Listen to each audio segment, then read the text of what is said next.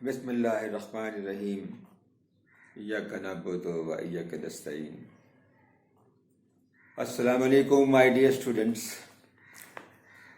आज का लेक्चर जो है ये हमारा सेकंड लास्ट है और उसके बाद एक लेक्चर और मैं इसी वीक में आपके लिए डिलीवर करूंगा और फिर हम इस कोर्स को वाइंड अप कर देंगे। तो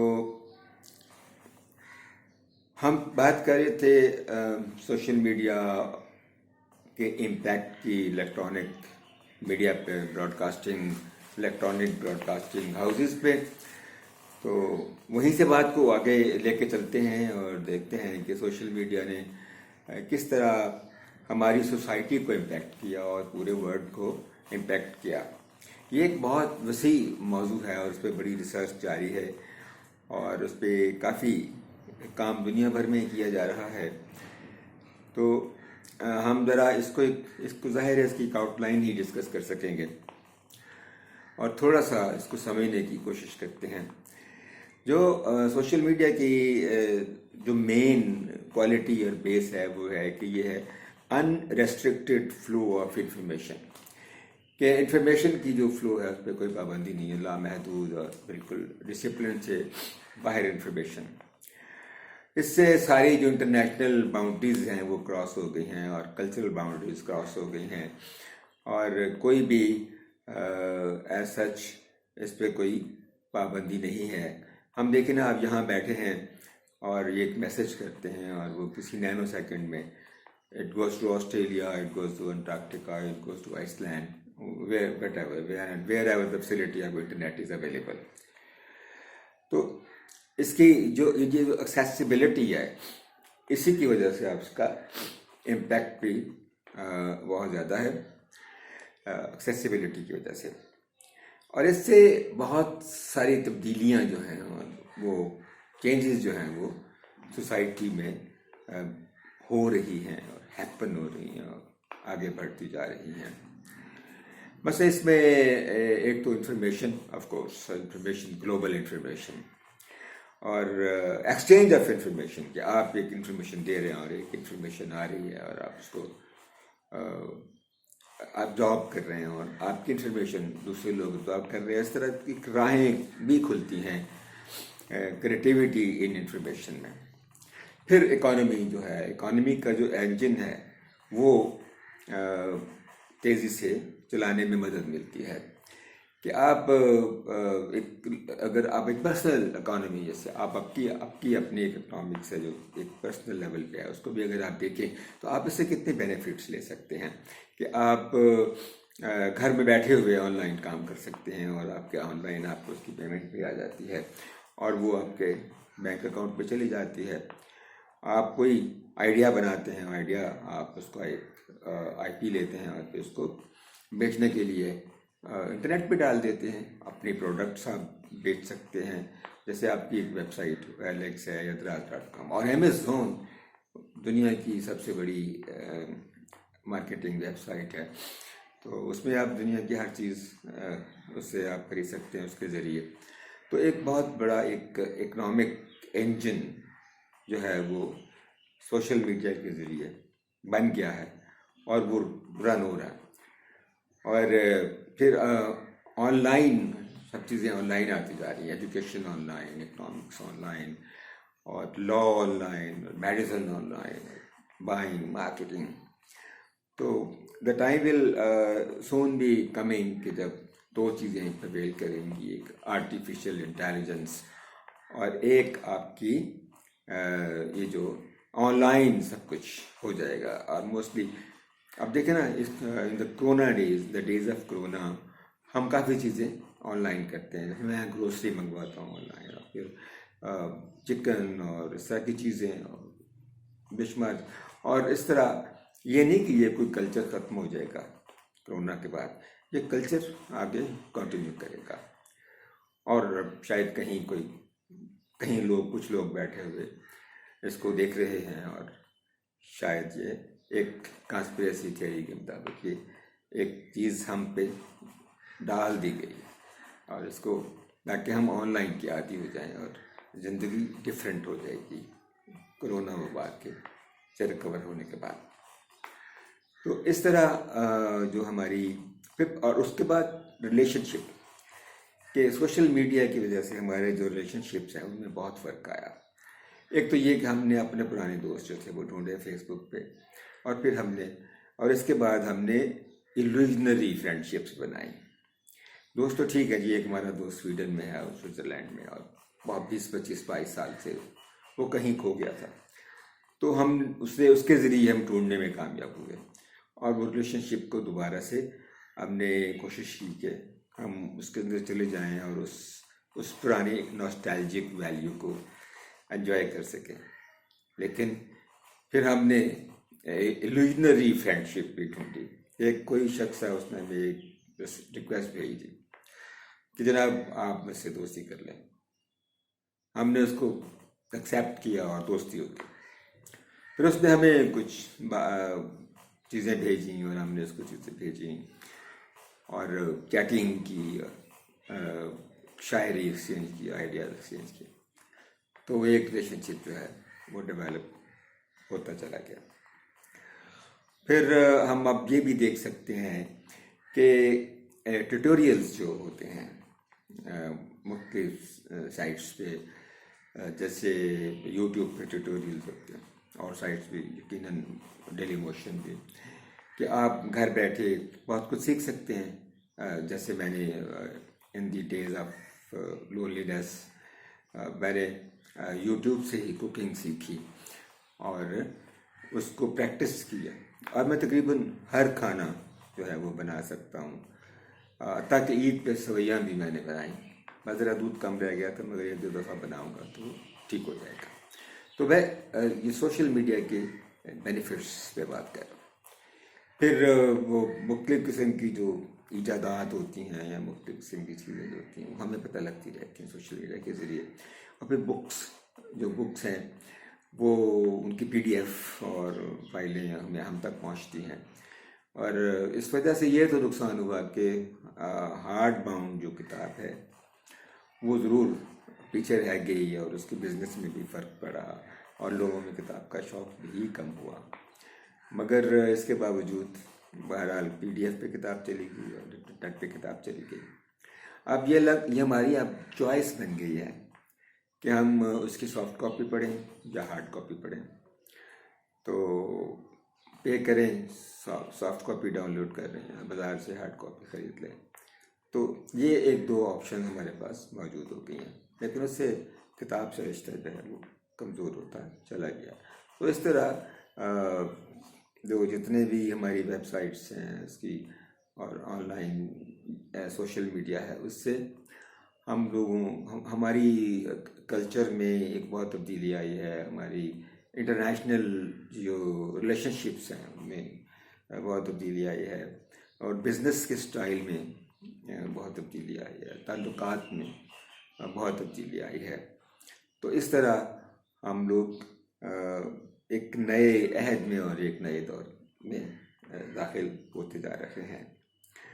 तो और इसका इम्पैक्ट यकीनन कोई इलेक्ट्रॉनिक मीडिया या ब्रॉडकास्ट मीडिया पे अच्छा नहीं हुआ, रेडियो पे और टेलीविज़न चैनल्स पे यकीनन अच्छा नहीं हुआ, और वो एक कंपटीशन में चले गए। उसका हल कई इदारों ने निकाला कि उन्होंने अपनी ऑनलाइन वेबसाइट पे शुरू कर दी, लाइक जियो, एक्सप्रेस, डॉन, पाकिस्तान टेलीविज़न। तो अर्तुगरुल जो हमारा एक PTV का ड्रामा, PTV ने जो ड्रामा नशर किया है टर्किश, तो वो लोगों ने रिकॉर्ड कायम कर दिया पाकिस्तान ने उसकी लाइव का और व्यूइंग का। तो अब एक दुनिया एक मुख्तलिफ तरीके से आगे बढ़ रही। तो ये तो कुछ उसके पॉजिटिव एस्पेक्ट्स मैंने आपके साथ डिस्कस किए सोशल मीडिया के, और फिर हम ये भी देखते हैं कि पॉजिटिव एस्पेक्ट्स के साथ साथ नेगेटिव एस्पेक्ट्स भी बहुत ज़्यादा हैं।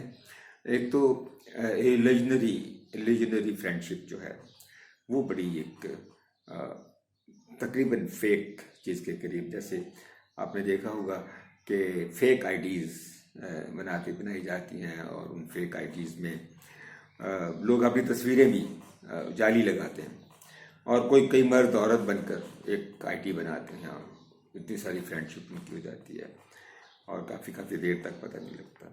तरह कई लड़कियां बनकर अपनी एक फेक आईडी बनाती हैं फेसबुक पे।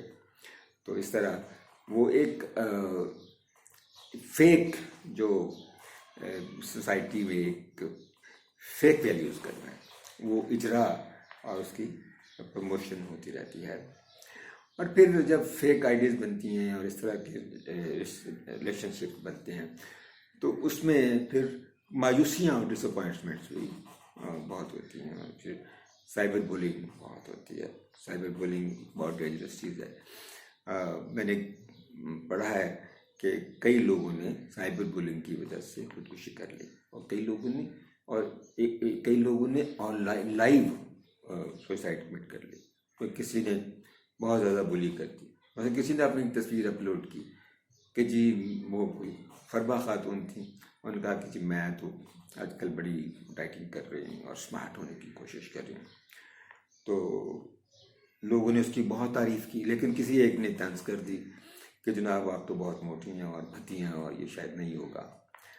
तो उसका रिजल्ट ये हुआ कि फिर उसके ऊपर काउंटर अटैक और ये वो सारा, वो बहुत परेशान हुई और उनको बड़ी इससे बहुत ज़्यादा तकलीफ़ हुई।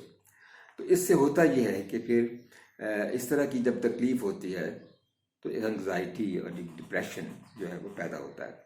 और वो जो एंग्जाइटी और जो डिप्रेशन है वो भी सोशल मीडिया की इस तरह से देन है। अब देखिए ना, एंग्जाइटी तो ऐसे होती है जैसे फ़र्ज़ करें मैं शायर हूँ तो मैंने एक शेर अपलोड किया, अब मुझे उसका इंतज़ार होगा कि इस पर लाइक्स कितनी आती हैं और इसको कोई हार्ट कितने भेजता है और कोई लाइक कितनी भेजता है और कोई सैड इमोजी कितने भेजता है। तो इस तरह वो फिर जब हमारी एक्सपेक्टेशन के मुताबिक वो नहीं आती, लाइक्स या व्यूअरशिप कम होती है, तो हमें एंजाइटी होती है। हम सोचते हैं शायद हमें कुछ कमी है, जो चीज़ हमने अपलोड की उसमें कोई कमी है, तो हम अपने आप को कर्स करते हैं। फिर इन फेसबुक वगैरह ने डिप्रेशन और एंजाइटी को तो प्रमोट किया ही है, मगर एक और चीज़ इंसान के अंदर जो नेगेटिव प्रमोट हुई है वो है नार्सिज्म। वो खुद पसंदी जो इंसान के अंदर है, खुद पसंदी और अपनी इज्जत करना, इसमें फ़र्क है। अपनी सेल्फ रिस्पेक्ट तो इसके बगैर तो इंसान कुछ नहीं, इसकी पर्सनैलिटी कुछ नहीं, उसका ख्याल रखना बहुत ज़रूरी है। मगर बहुत ज़्यादा खुद पसंदी जो होती है वो बाद में हमें डिप्रेशन का शिकार बनाती है। तो इस तरह एक डिप्रेशन वगैरह इससे फेसबुक वगैरह से जो है वो डेवलप हो रहा है। फिर लैंग्वेज का इशू बहुत इसमें खड़ा हो गया कि जैसे कोई फौत हो गया तो हमने लिखा रेप RIP, और खुदा के बंदो रेप इसका तर्जुमा देखिए, इसका मतलब है चीर फाड़ कर देना और उसको टुकड़ों में बांट देना वगैरह। और वैसे आप क्यों लिखते हैं जो आप लिखते हैं जी रेस्ट इन पीस। यार अगर आपको उस आदमी से इतनी मोहब्बत है या आप उसके साथ इज़हार अफसोस करना चाहते हैं या दुआ देना चाहते हैं तो यार रेस्ट इन पीस पूरा लिख दिया करें। फिर ये AOA लिख दिया, अस्सलाम वालेकुम, बड़ी देर तक AOA की तो मुझे समझ नहीं आई। फिर मैंने अपने बच्चों से पूछा कि यार AOA क्या होता है। मुझे बड़ा अफसोस हुआ कि हम अस्सलाम वालेकुम भी पूरा नहीं लिख सकते और AO लिख के रखा देते हैं। फिर और लोगों के भेजे हुए मैसेज अनएडिटेड आगे फॉरवर्ड कर देते हैं, व्हाट्सएप पे करते हैं किसी जगह। तो इस तरह की जो चीज़ें हैं ये एक नेगेटिविटी फैला रही है। उसके साथ साथ फिर एक और चीज़ जो बहुत ख़तरनाक हद तक इस्तेमाल किया गया इसको सोशल मीडिया को, वो है टेररिज्म को बढ़ाने के लिए। वो टेररिस्टों ने अपनी साइट्स बना ली और लोगों को अपनी तरफ अट्रैक्ट किया और कई लोग टेररिज्म जमातों के साथ चले गए। ठीक है, फिर रिलीजियस तफर्रका बाजी को बहुत फैलाया गया। मुख्तलिफ फ़िरक़ों ने अपनी वेबसाइट्स बनाई और दूसरे फ़िरक़ों को बुरा कहना शुरू कर दिया। इस तरह रिलीजन और टेररिज्म जो था वो प्रमोट हुआ। साथ ही साथ जैसे आप जानते हैं कि साइबर क्राइम, साइबर बुलिंग तो मैंने डिस्कस की है कि साइबर बुलिंग से आपको कोई बहुत बुरा कह दे तो आपके पास क्या असर होगा। लेकिन साइबर क्राइम भी बहुत आगे बढ़ा इन सोशल मीडिया की वजह से, और क्राइम की सोसाइटीज़ बन गई, उन लोगों को क्राइम्स पे उभारा गया। इसके अलावा लोगों के पैसे चुरा लिए गए उनके बैंक अकाउंट से, और ये बहुत सारी चीज़ें इसके अंदर आ गई। तो इस तरह इस जो सोशल मीडिया है, इससे बहुत सारे पॉजिटिव और बहुत सारे नेगेटिव जो थे वो इम्पैक्ट्स जो थे वो सोसाइटी के ऊपर होते हुए और हो रहे हैं, और ये कंटिन्यू भी हो रहेंगे, क्योंकि सोशल मीडिया अब कहीं जाने का नहीं है। सिर्फ ये कि इसको कंट्रोल करना, और इसके लिए कुछ इंटरनेशनल लॉ बनाने पड़ेंगे ताकि इसकी नेगेटिविटी को कम किया जाए।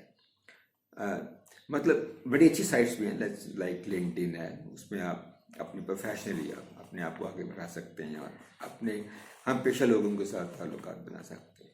ट्विटर है, ट्विटर में लोग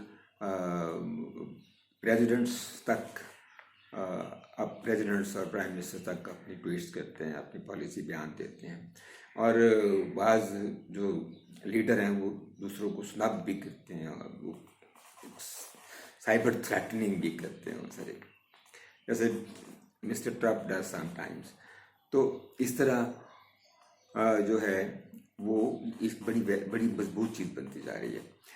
तो इसको इसके साथ टैकल करना और इसके साथ रहना एक बहुत शऊर और उसके साथ एक अक्लमंदी के साथ आएगा और आना चाहिए। इसके एजुकेशन में इसकी बड़ी अहमियत है।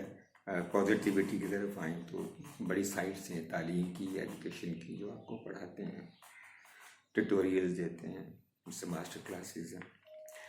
लेकिन नेगेटिव चीज़ें ज़्यादा सामने आ रही हैं, जिसका इम्पैक्ट सोसाइटी पर भी है और इलेक्ट्रॉनिक मीडिया पर भी है। तो माय डियर स्टूडेंट्स, ये लेक्चर मेरा सेकंड लास्ट लेक्चर है, और अगला लेक्चर जो है वो असल मेकअप क्लास है 5 फरवरी की। 5 फरवरी की जब यौम कश्मीर को एक लेक्चर नहीं हुआ था, तो मैंने सोचा कि इसका फ़ायदा उठाते हुए मैं एक पूरा रिव्यू अपने कोर्स का उसमें कर दूंगा।